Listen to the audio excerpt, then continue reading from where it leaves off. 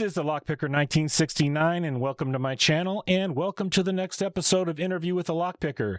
Today's guest is ParkinsonPicking. Say hi. Hi, everyone. Good morning. So, where are you from? Amsterdam, New York. Okay. Have you lived there your whole life? Mostly. Okay. So, normally we dive right into asking about, how you got into locksport, but I think what some people want to understand better is what is Parkinson's all about, and how did it inspire you, and how has it affected you? Parkinson's disease is a debilitation. It takes away your ability to move with regular speed like you were used to when you were younger.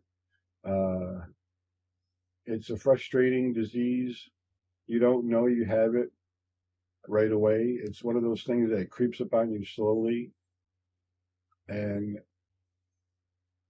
while it takes away your ability to do things that you normally take for granted in everyday life, it also motivates you to push harder, because without activity, Parkinson's will overtake you sooner. Mm-hmm. So when it creeps up on you, it takes your abilities away a little bit, and you're slower. You lose your fine motor skills, limb and muscle clenching and tightening, and wobbliness and equilibrium destabilized. So you have to be very careful about your movements when you're walking. Sometimes your legs will just stop dead cold, and it's like bolted to the floor. Walls get in the way. So you have to be very careful. When you have Parkinson's and you know that's what you have, get on the medication, and you have to be very careful. You have to adjust your life. You have to make your environment Parkinson friendly. Mm-hmm. So when did you find out you had Parkinson's?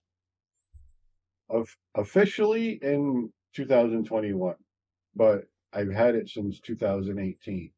Okay. So how did it show up in 2018 that kind of made you start thinking there was something going on? Shoulder pain. When you're doing the movements to put a shirt on or take it off, or put a jacket on or take it off, Okay. the shoulder would feel like it was popping out of joint, and would freeze in place and not be able to move because the pain was so intense. Okay. And I thought it was just because I was lying on the couch the wrong way, and I thought it would go away, but it doesn't go away, and then it starts to get worse, and you're wondering what's happening to me. My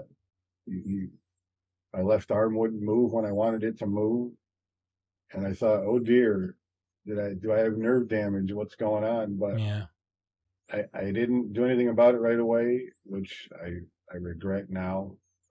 It's one of those things that fools you. You think it's going to go away, yeah, but it doesn't. And then when you find out what you really have, you're like, oh dear, here we go.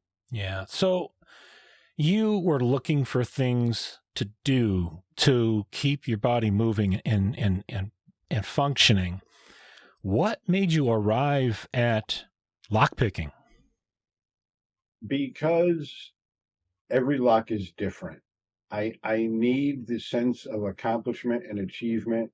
And when I open up a lock that I've not previously opened, I get that joy, that release of joy that says to me, yes, I can do this. And I've just opened this lock. And when you do it on camera, it's even sweeter victory, because now the world can see that although you have an obstacle to overcome, you can still do something. So Yes, locksport offers me a continuous stream of achievement and accomplishment, because I have all these locks that I've been gifted by the community, and I've got a lot that I've opened and a lot that I have yet to open. So it's that sense of, yes, I opened it, I can do this, that with these obstacles I can still overcome, adapt, and be strong and stay in the game and fight. And every time I open up a lock that I've not previously opened, it's a victory. yeah, I would imagine. So you were looking for activities that were rewarding, but also challenging your fine motor skills, which I would imagine picking definitely has done for you. Well, the Bessie Vice helps out a lot. I love my Bessie. Yep. Sweet little Vice. Full mo full motion range and 3 axis. So I'm right-handed picking. The Parkinson's affected my left side, so not my dominant right side, so I can still pick. But I don't have to strain so much anymore with my left arm and hand because now I've got the Bessie Vice. So that helps out a lot. Yeah, I would imagine. Yeah. Okay, so what was your first exposure? So you wanted to get into locksport. What was your first exposure to it then? In the beginning, before I had thought about getting into locksport, I saw the lockpicking lawyer and McNally videos, and it was just absolutely godsmacked amazed at how skillful they are and what they're able to do with locks from around the world throughout history, old locks, new locks, hard locks, easy locks, all the ways that a lock can be picked. I was just absolutely amazed by it all. But then those videos, I stopped kind of watching them. And then around Thanksgiving, something happened, and I sort of had like a moment where I said, I'm going to get into this, lock picking, Mm-hmm. for those reasons I mentioned earlier. Okay. And with a little investment, I got myself a Chinese acrylic plastic learner set just to see what it was like, and I got started. Mm-hmm. So you had indicated during the pre-interview that I may have, or the public may have noticed on your channel, that you pick in spurts. Can you explain that? Yeah, with Parkinson's, you don't know from day to day how you are going to feel. So when you feel good, take full advantage of it. And when you don't feel good, rest. So with this unpredictability that Parkinson's brings you, you can't really plan for everything. Planning is difficult because you don't know how you're going to feel that day. But when you do feel good, seize the carpe diem, I think is the phrase. Seize the day, Yep. seize the moment, and do all you can while you're feeling good. So let me ask you a question. As someone who's overcome this obstacle, what advice do you want to give other pickers who may have challenges, may find lockpicking difficult per se? What kind of advice would you like to share with them? I believe that the human spirit is indomitable, and if you put your mind to something, anybody can do anything they want. And I've seen a lot of videos of lock picking, of lots of different orientations, of lots of different styles of picking, left-handed, right-handed. There's other people that have problems. There's a gentleman whose name I cannot recall at the moment, has nerve damage. He still picks. So yes, you can do this. Yep. Okay. So for you, outside of Parkinson's, what challenges have you faced in locks, getting used to locksport, getting into it, doing your channel? Well, at first it was just a medical journal, but then my desire for graphics was rekindled, and I wanted to make my videos a little more presentable, and I was working with intros and outros and sound effects and other little things like that. So Yep. I have fun doing the video on the picking side, and I have fun doing the video on the video and editing side, because I also enjoy video and audio and imaging editing Yep. as another hobby. But getting everything set up, trying to emulate the greats and how they did it, the setup, getting everything right now. Sometimes Lighting. I get a little loud. Yeah, I get a little loud because the webcam is between me and the lock. So when I'll get it open, I have an outburst, and some people have commented that they love the enthusiasm. I even had a video where I had to put a warning on the description that it's going to get loud, because when I played the video back for review before upload, I was louder than I thought I was going to be. So Gotcha. yeah, it's just that release of an excitement of accomplishment when I get them open. Exactly. So when did you first get involved in the community, and how did you perceive the community, and did that make you want to become more involved in it? And then how did you become more involved in it? Well, a YouTuber by the name of Al Capone made a post on Reddit of one of my videos, and it just kind of springboarded from there, which got the attention of the likes of Lady Logs, Paracentric. Yeah, I saw it too. Pigsmith, right? So they started showering me with kindness and generosity. And I began in December 2nd. And within that month, I was overwhelmed by the avalanche of kindness and generosity and hospitality from the locksport community. Just absolutely amazing. I've received so much from so many people, so many locks yet to open. When my skill levels get to there, I'm sure I will open them. I've got all year to do it. Yeah. So, no, it's an amazing community. Totally amazing people in this community. It's the iceberg theory. I was not prepared for what awaited me. I was just seeing the surface. I had no idea how vast the community was and what was out there. Just blown away. Yeah. So I wanted to circle back to something you mentioned before about your channel being a medical journal. Can you explain that a little bit? At a previous appointment with my doctor in Albany, we talked about doing something. Look at the menu from A to Z and do something. Advocate for yourself. Do something. Don't languish, because there's mental activity and physical activity and activities that engage both the mind and the body. So she said, I want you to do something. I said, okay. And I thought about it for a long time. And then I had my awakening moment on Thanksgiving Day. And I said, that's it. I'm going for lock picking. Okay. I didn't know it was called locksport back then, but yeah. I now refer to it as locksport. But then when I was learning lock picking, I would put that title in my videos. But that's a lot of characters. And if you notice, I stopped putting that in my title description, learning lock picking, because it just took up too many characters. And if I wanted to have a title, so you learn. Yeah. Okay. So what does the future hold for Parkinson Picking as a channel then? I'm going to keep going until I can. And I suspect I'm going to be doing it for a long time. A long time might be a year, a couple of years, hopefully longer than that.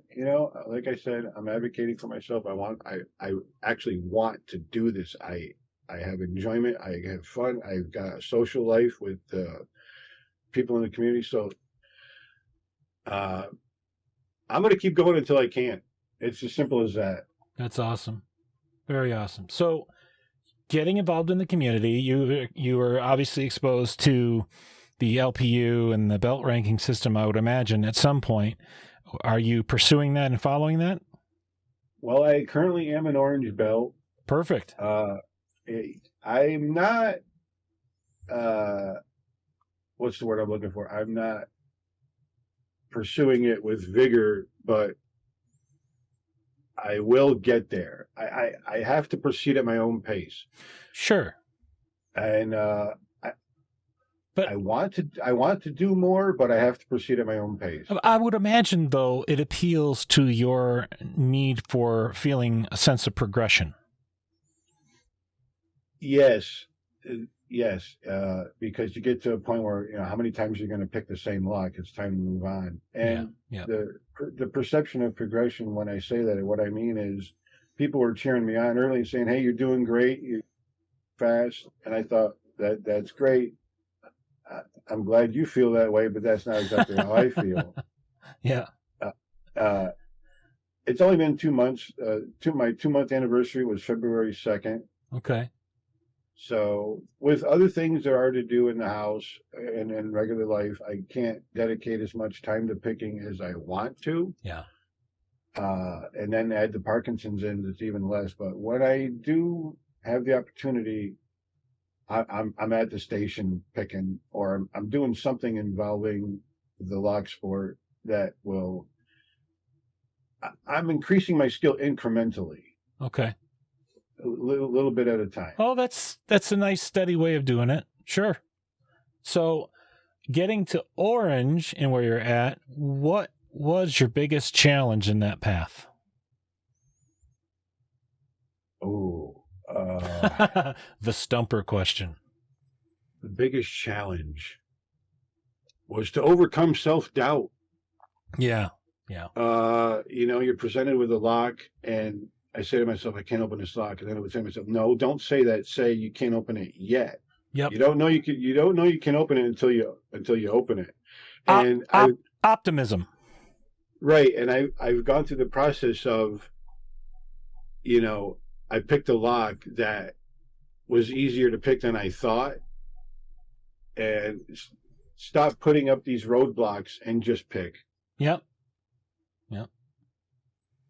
Okay, so I want to get into some of your other interests a little bit. We did talk about those, but at the top of that list for me is the image editing, cleanup, and preservation. What's that about? That started around 2018 when I discovered the daguerreotype Boulevard de Temple, which was taken by Louis Daguerre on a process called the daguerreotype, which is basically an exposure of something that's an exposure on a metal plate. But because of the special process involved, something has to remain motionless for about 8 to 10 minutes. And in the image of Boulevard de Temple, we have what is considered to be the world's first captured human on a photograph or an image. And he was apparently, it's generally accepted that he was getting his shoe shined on the corner of the Boulevard de Temple street. And about 8 or 8:30 in the morning around April or May in the spring, and the place was bustling with activity, but not of what would happen was captured because they were moving. So the original is gone, and all we have now is an image of an image, and it's dirty. It's absolutely filthy, speckled, scratched. So when I saw that, I wasn't as amazed with the history as I was with the obsession of cleaning it. And that's where my desire for preservation came out. I said, I took it upon myself to clean this, and it took a lot of hours. I had to do it literally pixel by pixel. Wow. Because the damage was so bad. Wow. And I'll put the photo up in the Discord later on so people can see it. Okay. And again, something to give me the sense of achievement and accomplishment, because no one was doing it. I did some research on it. Nobody on the planet except me was doing this. So this might be my claim to fame, my 15 minutes of fame, because there you go. I've got the only version of the clean photograph of Boulevard de Temple. Very cool. All right. So what are some of your other interests that you spend time on? I also enjoy sound editing, video editing to a degree. Anything that keeps the mind engaged so I don't languish, and I don't want my cheese sliding off my crackers, so I keep mentally active. And I haven't heard it said that way, but that's pretty cool. I'll have to use that one. But yeah, the editing. You're welcome.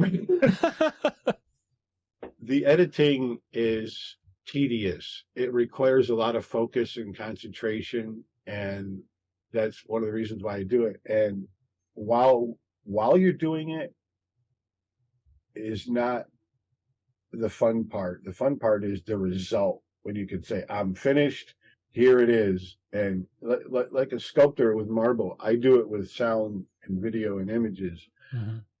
And I feel so fortunate that I'm able to do these things and explore what the world has to offer with what I can have access to. And those give me a sense of accomplishment and achievement. And I really enjoy doing the work, and I like making people happy when they see the result. I made an avatar for Lock Junkie. I made an avatar for John Holistic. They were happy with what I made for them. Very cool. So they're using it. Very cool. I made an intro for Lock Junkie. He was satisfied with what I made for him, and he's using it in his video. So I'm happy to help the community.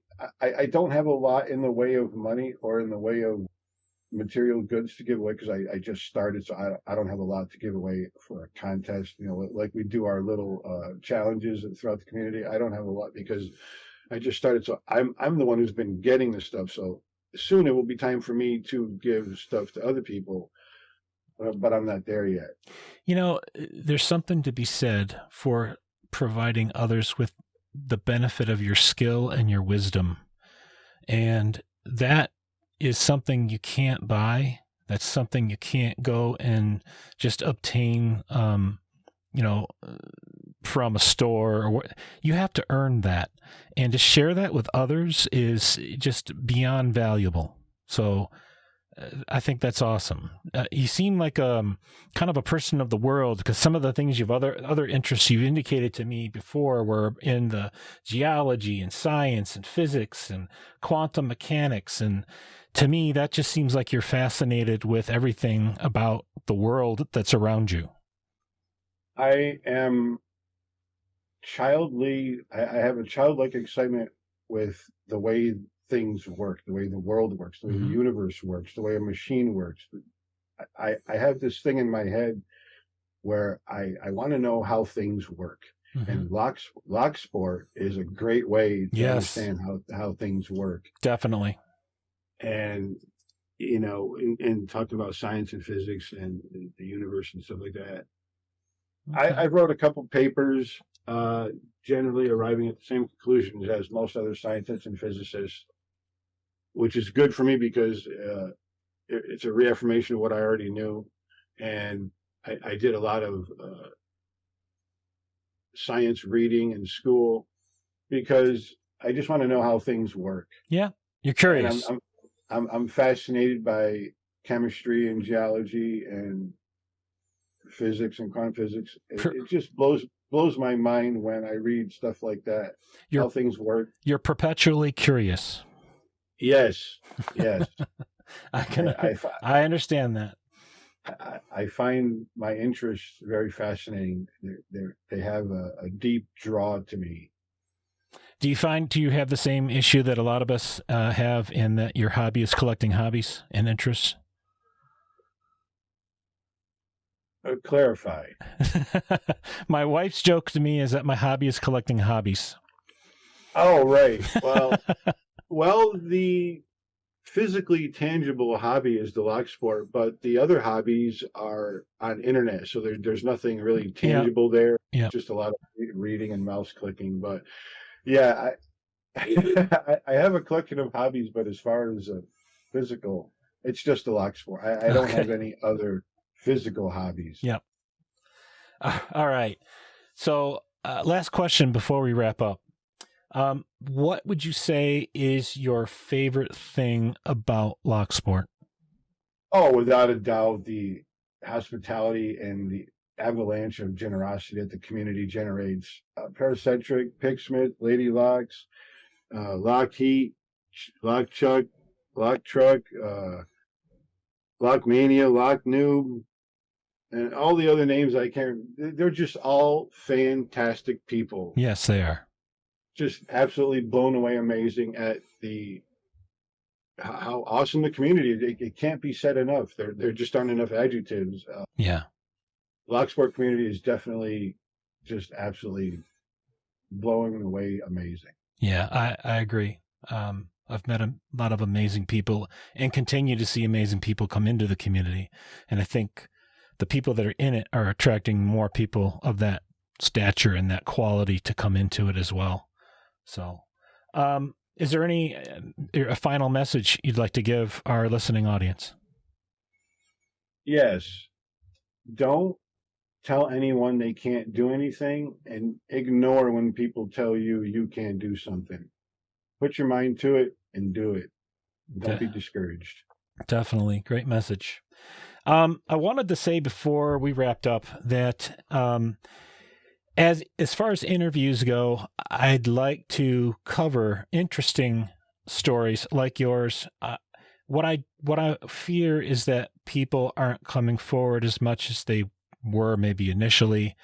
because they feel they have to be a 14th Dan black belt in order to qualify to be interviewed. And that's not the case. And I want to get that out there.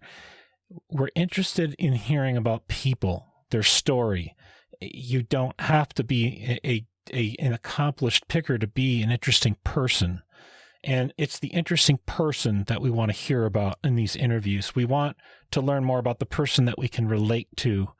And if your journey helps somebody else, that's great. If you can give advice because you're a more advanced picker to people that are trying to make their way, that's great too. We want to hear all of it. So I definitely encourage people, come forward, come talk to me, arrange to get interviewed. I will continue to do this series as long as people continue to come forward asking to be interviewed. So with that, I want to thank you for doing this interview. It was fascinating to get to know you, and I really enjoyed talking with you about you and to learn more about Parkinson's, and to know that, quite frankly, I think it's great that you're doing what you're doing, and the reasons you're doing it, you want to show people that it can be done, and you can get past obstacles. And I think that's an awesome message to share out there. So thank you for that. My pleasure. My pleasure. Thank you for having me. Yes, it's been an awesome pleasure to have you on for an interview and to get to know you. All right. So if you are a subscriber, thank you. If you are not yet a subscriber, please hit that subscribe button, turn on notifications and all, and hit like on the video. And thanks for listening.